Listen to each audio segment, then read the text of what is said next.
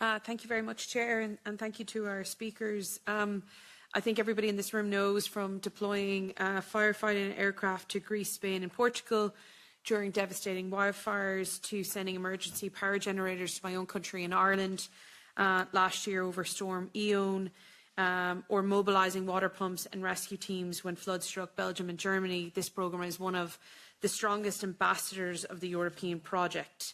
The support it delivers is concrete, visible and quite literally life-saving. And therefore I welcome the increased budget for the programme, and I'd say it's necessary and timely step, and it reflects the stark reality we are facing as shared by our rapporteur just now. There will be more natural disasters, sadly.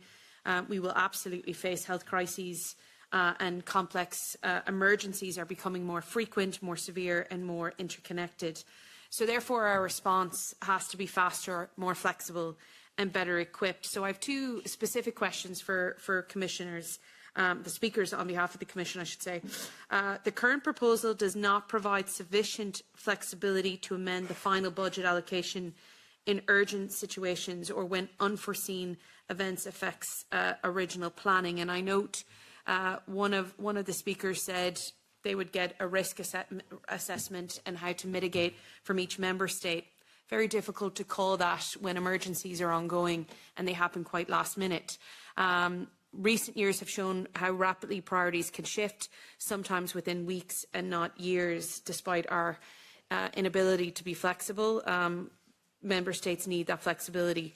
I also wanted to pick up, because I didn't quite understand the links on budget, because flexibility mechanisms are absolutely essential.